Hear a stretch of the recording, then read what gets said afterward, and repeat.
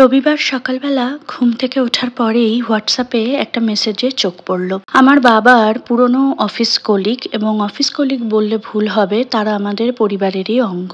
সেই কাকুর ওয়াইফ, কাকু রিসেন্টলি চলে গেছেন, তো তার ওয়াইফ কাকিমা এবং তার ছেলে এবং ছেলের বউ, ওনারা তিনজনে উত্তরাখণ্ডে এসছিলেন। উত্তরাখণ্ড থেকে ফেরার পথে নিউ দিল্লি থেকে ওনারা কলকাতার ট্রেন ধরবেন।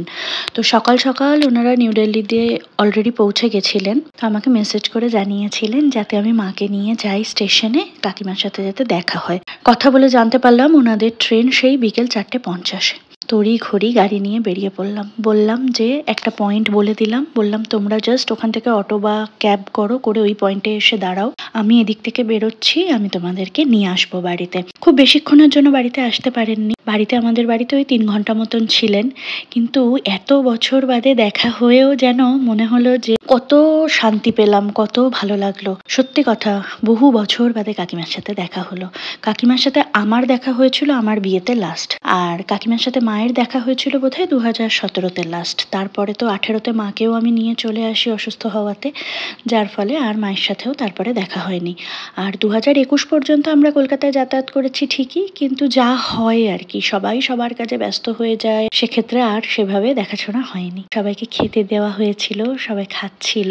খুব বেশি কিছু আমরা করতে পারিনি, আর একটু হালকা পাতলাই রান্না করেছিলাম, যেহেতু ওনারা ট্রেন ধরবেন, যাবেন, এবং তার আগেও ওনারা ট্রাভেলিংয়ের মধ্যেই ছিলেন। তার মধ্যে কাকিমারও শরীরটা ভালো ছিল না, আর কাকু চলে গেছেন 1 মাস মতন হয়েছিল, তো মন মেজাজও ভালো ছিল না, তাই হালকা পাতলা রান্নাই করা হয়েছিল, খুব বেশি আয়োজন করা হয়নি। ওদেরকে আবার আমি সন্ধেবেলায়, মানে ওদের ট্রেনের টাইমের আগে গিয়ে নিউ দিল্লি স্টেশনে ছেড়ে ফেরার পথে ব্রাউনির একটা ইঞ্জেকশন ছিল, তো ব্রাউনির সেই ইঞ্জেকশনটা করিয়ে ব্রাউনির ডক্টরের চেম্বারের বাইরেই এই কলকাতা ফুচকাটা পাওয়া যায়, সেখান থেকে একটুখানি ফুচকা খেয়ে আমরা বাড়ির দিকে চলে আসলাম। পুরনো কাছের মানুষগুলোকে কাছে পেয়ে ঘন্টা 3-এর জন্য সব মিলিয়ে মিশিয়ে গত রবিবারটা আমাদের খুব ভালো কেটেছে, খুব আনন্দ করে কাটিয়েছি। এই রবিবারের ভালো লাগাটা নিয়ে হয়তো আগামী বেশ কিছুদিন ভালো কাটবে। না হলে তো আপনাদেরকে বহুবারই বলেছি যে এই শহরটাতে আমরা একদম ভালো নেই, আমাদের মন মেজাজ একদম ভালো থাকে না। আপনারা ভালো থাকবেন, সুস্থ থাকবেন, নিরাপদে থাকবেন। আপনাদের সাথে দেখা হবে খুব তাড়াতাড়ি। আজ তাহলে আসি।